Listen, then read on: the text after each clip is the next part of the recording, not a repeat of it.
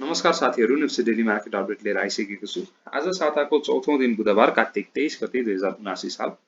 आज भने नेप्से 39.15 अङ्कले घटेर 1917.22 बिन्दुमा रोकिएको छ।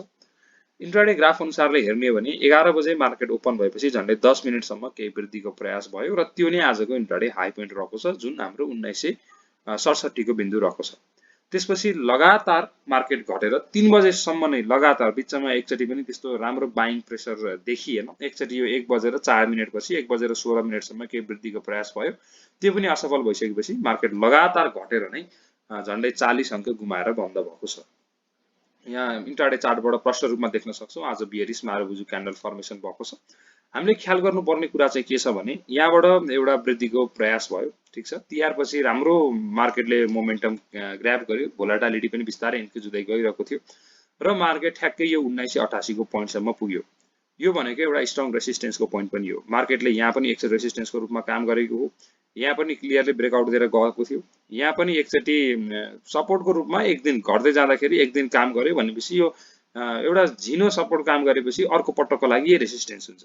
यसले यही रेसिस्टेन्स गर्यो, यही वृद्धिको प्रयासमा यही रेसिस्टेन्स भयो, घटेर यो 1909 सम्म पुगेर बढ्दाखेरि पनि यही रेसिस्टेन्स भयो। ठ्याक्कै यतिखेर ब्याज दरको आतंक पनि आयो हैन। त्यसपछि फेरि पनि अहिले यही ठाउँमा गएर चाहिँ सुटिङ स्टार क्यान्डल बनाएको नेप्से चाहिँ फेरि घट्ने लयतिर चाहिँ फर्किसकेको चाहिँ छ।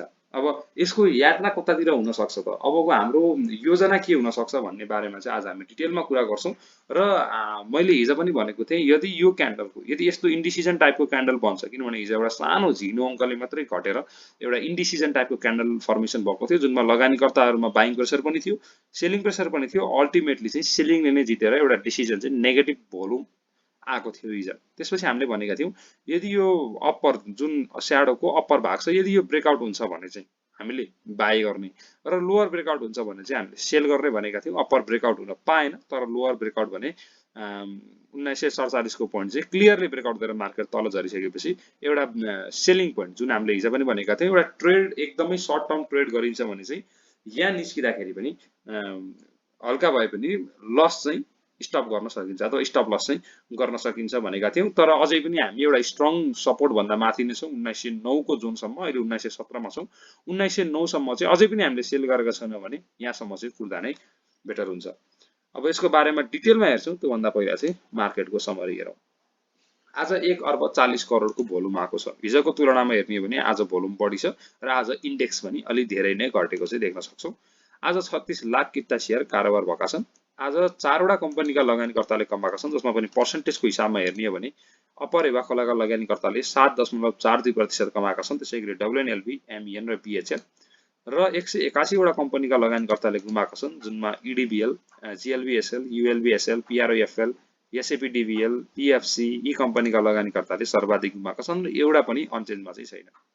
टर्नओभरको हिसाबले हेर्ने भने नेस्टोको सबैभन्दा धेरै टर्नओभर छ, त्यसैगरी शिवम, SDL, NRIC र रिडी। भोल्युमको हिसाबमा SDSBC को सबैभन्दा धेरै भोल्युम आएको छ, त्यसैगरी अपी, रिडी, NSPC र UPCL र कारोबारको हिसाबमा NRIC को सबैभन्दा धेरै कारोबार भएको छ, त्यसैगरी शिवम, नभिड, इफ्रा र नेस्टो। आज 24,388 ट्रान्ज्याक्सन भएका छन् भने 223 वटा स्क्रिप्टको कारोबार भएको छ। मार्केट समरी हेर्नु पर्दाखेरि आज नेप्से 2% ले घटेको छ। कमाउने भन्दा गुमाउने एकदमै धेरै रहेका छन्। 4 वटा मात्रै कम्पनीका लगानीकर्ताले कमाएका छन् भने एउटा पनि कम्पनीका लगानीकर्ताहरू चाहिँ अनचेन्जमा छैन। अब एकचोटि टेक्निकल पाटोतिरबाट हेरौं। सबैभन्दा पहिला मैले यो क्यान्डल स्टिकको कुरा गर्नुपर्दा अथवा क्यान्डलको कुरा गर्नुपर्दा एउटा सुटिङ स्टार क्यान्डल बन्नु भनेको चाहिँ मार्केटमा जुन एउटा सेन्टिमेन्टका साथ लगानीकर्ताहरू अगाडि बढिरहेका थिए, बाइङ गर्ने निरन्तरता दिइरहेका थिए, त्यो चाहिँ त्यसमा चाहिँ एक तरिकाले ब्रेक लाग्यो है। लगानीकर्ताहरूमा अब चाहिँ सेल गर्ने बेला आयो कि भन्ने जस्तो चल्यो लगानीकर्ताको सेन्टिमेन्टमा भन्ने कुरा यो क्यान्डलले दर्शाउने गर्छ, जुन मैले त्यो दिनको भिडियोमा पनि भनेको थिएँ र त्यो चाहिँ हिजोको दिन चाहिँ भ्यालिड हुन पाइसकेको थिएन, एउटा इन्डिसिजन टाइपको थियो।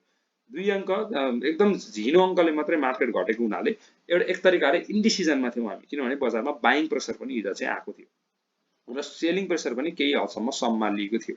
त्यसैले आज भनेको थियौं आज क्लियरली ब्रेकआउट दिएपछि हाम्रो एउटा स्टप लसको पोइन्ट हिट भयो, तर मेजर स्टप लसको पोइन्ट अझै पनि त्योभन्दा हामी माथि नै छौं। अब क्यान्डलको हिसाबले मारुबुजु सेन्टिमेन्टका साथ घटेको छ, यो हिसाबले हेर्ने हो भने त बजारमा तत्कालको लागि चाहिँ बढ्ने त्यति ठाउँ देखिँदैन, तर 3 दिनसम्म घटिसकेको हुनाले एउटा सानो ग्रीन क्यान्डल भोलि बढ्न सक्ने सम्भावना चाहिँ उच्च छ। इन्ट्राडेमा मार्केट 1909 अथवा 1900 सम्म मार्केट तल झरेर इन्ट्राडेमै रिभर्स भएर माथि आउन सक्ने सम्भावना पनि एकदमै धेरै छ भन्ने चाहिँ बुझ्न सक्छौँ है त। यो चाहिँ हाम्रो साइकोलोजिकल हिसाबले कुरा गर्नु पर्दाखेरि, किनभने हामी एउटा 1900 भनेको एउटा त यो 1900 2000 2100 यो 100 को बिन्दु हुन्छ नि, यो एउटा मनोवैज्ञानिक बिन्दु पनि भयो एक तरिकाले। अर्को भनेको मार्केटले धेरैचोटि रियाक्ट गरेको ठाउँ हो कि झन्डै यो पटक त 4औं पटक भइसकेको छ। चार पटक रियाक्ट गरेको ठाउँलाई ब्रेकआउट दिएर तल गयो भने त मार्केट फेरि 1800 सम्म नआउला भन्न सकिन्न है। यो स्ट्रङ सपोर्टलाई फेरि पनि ब्रेकआउट दिएर तल जान्छ भने, तर यसलाई रेस्पेक्ट गर्न सक्ने सम्भावना चाहिँ एकदमै धेरै रहेको छ भन्ने पनि हामीले बिर्सिनु चाहिँ भएन। अब एकचोटि आरएसआईले हेरौँ, आजको गिरावटपछि आरएसआई कुन स्थितिमा गएको छ। आरएसआई हेर्ने भने सिधै 51.5 मा गएको छ, भनेपछि ट्रेडिङको लागि फेरि आरएसआईले बाटो चाहिँ बन्द गरिदिएको छ। ट्रेड गर्नको लागि बाई चाहिँ अहिलेको लागि अलिकति रिस्की हुन सक्छ है भनेर आरएसआईले दर्शाएको छ। आरएसआई 60 भन्दा माथि गएपछि चाहिँ हाम्रो लागि ट्रेड उपयुक्त हुन्छ। अब 60 भन्दा तल 50 को एरियामा आइसकेका छौँ। अर्को के पनि हुन्छ भने आरएसआईले 50 मा चाहिँ हाम्रो एउटा मैले लाइन तान्छु, यो लाइनमा यदि सपोर्ट लिएर माथि जान्छ भने, किनभने पहिला हेर्ने भने यहाँबाट स्विङमा यहाँ सपोर्ट लिएर माथि गएको छ। योभन्दा अगाडि पनि मार्केटले चाहिँ यहाँ सपोर्ट लिने अथवा डाउन ट्रेन्डमा चाहिँ गिरावट हुँदाखेरि चाहिँ माथि बढ्दाखेरि बढ्ने क्रममा चाहिँ यदि यसलाई रेसिस्टेन्स बनाएर तल जान्छ भने त्यो नेगेटिभ भयो। तर बढ्ने क्रममा छ र मार्केट घट्दै गर्दा यदि 50 लाई सपोर्ट बनाएर माथि जान्छ भने त्यो भनेको चाहिँ एउटा बाइङ अपर्च्युनिटी हुन्छ। भोलि मार्केटमा केही हदसम्म भनेको 1909 सम्म मात्र इन्डेक्स घटेर रिभर्सलको संकेत भयो। त्यो भनेको ठ्याक्कै आरएसआईको 50 को बिन्दुबाट चाहिँ यदि रिभर्सलको संकेत आयो भने त्यतिखेर हामीले बाई गर्न पछि पनि पर्नु हुँदैन है। मार्केटले फेरि 1988 सम्म चाहिँ रिटेस्ट गर्न जान सक्ने सम्भावना पनि उत्तिकै रहेको चाहिँ देखिन्छ। आरएसआईले 50 मा भोलि सपोर्ट लिन्छ कि लिँदैन भन्ने हामीले हेर्नुपर्छ। सुरुको समयमा केही सप्लाई आउन सक्छ, किनभने आजको सेन्टिमेन्ट अनुसारले हेर्ने भने 12 बुजु क्यान्डल फर्मेसन भएको छ। यसले अर्को दिन पनि पोटेन्शियल डिरेक्सन भनेको चाहिँ तलतिर नै देखाउँछ। यो अनुसारले सुरुमा केही घटे भने इन्ट्राडेमा रिभर्सल हुन सक्छ भन्ने कुरा पनि हामीले ख्याल चाहिँ गर्नु पर्यो है त, आरएसआई को पोइन्ट र सपोर्टको पोइन्टको हिसाबले पनि। अब एकचोटि मनी फ्लो इन्डेक्स हेरौँ आजको के छ भनेर। मनी फ्लो हेर्ने भने पनि मनी फ्लो 59.49 मा आएको छ। मनी फ्लो पनि लगातार नै घट्ने क्रममा चाहिँ रहेको छ। मनी फ्लोले पनि तत्कालको लागि ट्रेड चाहिँ त्यति उपयुक्त नभएको चाहिँ देखाउँछ। आरएसआई घट्दै जाँदा, इन्डेक्स घट्दै जाँदा एमएफआई बढ्छ भने त्यतिखेर चाहिँ ट्रेड त्यति रिस्की हुँदैन। तर यत्रो ठुल्ठुलो इन्डेक्स घट्दाखेरि एमएफआई पनि स्वाट घट्दाखेरि चाहिँ ट्रेड गर्दाखेरि केही हदसम्म रिस्क चाहिँ अलिकति धेरै नै हुन्छ है त। यसलाई पनि ख्याल गर्नु पर्यो। अब यत्रो गिरावट भइसकेपछि अस्ति बाई सिग्नल दिएकाहरूको स्थिति के छ त भनेर पनि हेर्नुपर्ने हुन्छ हामीले है। एमएसिडी हेर्ने हो भने फेरि एमएसिडी लाइन र सिग्नल लाइनको ग्याप चाहिँ केही खुम्चिएको चाहिँ देख्न सक्छौँ है। हिजो अस्तिसम्म चाहिँ लगातार फराकिलो भएर अगाडि बढिरहेको थियो, तर आजदेखि फेरि पनि खुम्चिने क्रम चाहिँ सुरु भएको छ। हिस्टोग्राममा पनि लाइट ग्रीन क्यान्डल फर्मेसन भएको छ है। एमएसिडी अनुसारले पनि सेल सिग्नल चाहिँ अझै पनि दिइसकेको छैन। त्यसै गरी एकचोटि पाराबोलिक सार हेरौँ, जुन हाम्रो अर्ली इन्डिकेटर हो। यसको सेल सिग्नल कहाँ आउँछ भनेर हेर्ने हो भने यसको सेल सिग्नल भनेको यो 1888 1890 को आसपासमा पाराबोलिकले सेल सिग्नल दिन्छ। अहिलेसम्म त बाई सिग्नल भेरिड नै छ। अब यदि पाराबोलिककै हिसाबमा बाई गरेका छौँ भने चाहिँ हामीले पाराबोलिककै हिसाबमा सेल पनि गर्नुपर्छ। पाराबोलिकले भोलि पनि यदि गिरावट भएर यो 1980 देखि 90 बिचमा चाहिँ सेल सिग्नल चाहिँ दिने देखिन्छ है त। अर्को एकचोटि इएमए क्रसलाई हेरौँ। इएमए क्रसको स्थिति के छ। यसको 926 ले त अस्ति भर्खर बाई सिग्नल दिएको थियो। 1 2 3 दिन मात्रै भएको छ। बाई सिग्नल दिएको दिनदेखि बजार घट्न सुरु गरेको छ। अब इएमए क्रस भनेको एउटा स्ट्रङ इन्डिकेटर हो। स्ट्रङ इन्डिकेटरले दिएको बाई सिग्नल पनि यदि इन्भ्यालिड भएर तलतिर जान्छ भने अहिलेको समयमा बाई गर्न त्यति उपयुक्त छैन। लगानीकर्ताहरूमा चाहिँ एउटा सेन्टिमेन्ट बिल्डअप हुन नपाउँदै प्रॉफिट बुकको माहौल चलिरहेको छ भन्ने पनि हामीले बुझ्नुपर्छ र त्यो चाहिँ झनै डरलाग्दो अवस्था है।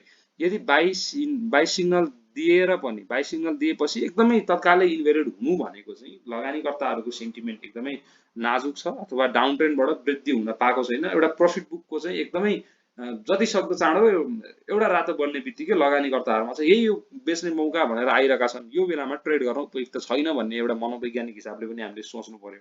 अर्को इन्डिकेटरको हिसाबले पनि यदि बाई सिग्नल यति चाँडै इन्भ्यालिड हुन्छ, तत्कालै इन्भ्यालिड हुन्छ भने डाउन ट्रेन्ड अझै पनि लम्बिन सक्छ भन्ने कुरा पनि हामीले ख्याल चाहिँ गर्नुपर्छ है। इएमए क्रसको अझै सेल सिग्नल त आइसकेको छैन, तर सिग्नल लाइन चाहिँ तलतिर आइसकेको हुनाले सेल सिग्नल दिने तर्खरमा चाहिँ देखिन्छ। भोलि पनि यदि यत्तिकै गिरावट हुने हो भने चाहिँ इएमए क्रसले पनि सेल सिग्नल चाहिँ दिन्छ है। अब इएमए क्रसको 5-20 अनुसारले त एकचोटि हेरिहालौँ है त। इएमए क्रसको 5-20 को स्थिति के छ, जुन हाम्रो अर्ली सिग्नल हुन्छ। इएमए क्रस यहाँनिर एकचोटि 5-20 को हेरौँ। 5-20 को हेर्ने हो भने अझै पनि यसले पनि सेल सिग्नल चाहिँ दिइसकेको छैन। यहाँ यो मारबुजमा हामीलाई बाई सिग्नल दिएको थियो, तर सेल सिग्नल भने अझै पनि आइसकेको छैन। यसको सेल सिग्नल पनि सेल सिग्नल दिने तर्खरमा छ। भोलि पनि गिरावट हुन्छ भने इएमएले पनि सेल सिग्नल चाहिँ दिने देखिन्छ। अब एकचोटि बुलिङ्गर ब्यान्डलाई हेरौँ। हामीले धेरै दिन भयो बुलिङ्गर ब्यान्ड चेक गरेका छैनौँ। बुलिङ्गर ब्यान्ड हेर्ने हो भने हामी मिडल ब्यान्ड भन्दा केही माथि छौँ, तर अप्पर ब्यान्ड भन्दा चाहिँ केही तल आइसकेका छौँ। अप्पर ब्यान्ड भन्दा माथि हाम्रो यो सुटिङ स्टार क्यान्डल फर्मेसन भएको थियो। अप्पर ब्यान्ड भन्दा माथि गइसकेपछि केही गिरावट हुनु स्वाभाविक नै हो एउटा, तर सुटिङ स्टार क्यान्डल भ्यालिड हुनु भनेको चाहिँ अझै पनि बजार तल जान सक्छ। पोटेन्सियल डिरेक्सन तलतिर नै छ भन्ने कुरा पनि हामीले ख्याल चाहिँ गर्नु पर्यो। बुलिङ्गर ब्यान्डबाट मिडल ब्यान्ड भन्दा माथि हुन्जेलसम्म हामी अझै पनि त्यति आत्तिनु पर्ने अवस्था चाहिँ छैन, तर मिडल ब्यान्डलाई सपोर्ट लिएर बजार माथि जान्छ कि जाँदैन भन्ने कुरा चाहिँ हामीले ख्याल गर्नुपर्ने हुन्छ। अझै पनि हामीले सेल गरिसकेका छैनौँ। आजको यो ब्रेकआउट पछि पनि हामीले सेल गरेका छैनौँ भने कमसेकम पनि मिडल ब्यान्डलाई रेस्पेक्ट गर्छ कि गर्दैन भन्ने पनि हामीले चाहिँ हेर्नुपर्ने हुन्छ। अरू अब ल्यागिङ इन्डिकेटरहरूको अझै पनि सेल सिग्नल आइसकेको छैन। अर्ली इन्डिकेटरकै सेल सिग्नल आइसकेको छैन। भोलिको दिनमा चाहिँ अझै गिरावटै हुन्छ भने धेरै जसो अर्ली सिग्नलले चाहिँ सेल सिग्नल दिने चाहिँ देखिन्छ। ल, आजको भिडियो यति नै गरौँ। यस्तै सेयर सम्बन्धी जानकारी, आइपिओ एफपिओ र लेटेस्ट जानकारी पाउनको लागि हाम्रो च्यानललाई सब्स्क्राइब गरी बेल आइकन प्रेस गर्न नबिर्सनु होला। आजको भिडियो यति नै गरौँ। धन्यवाद।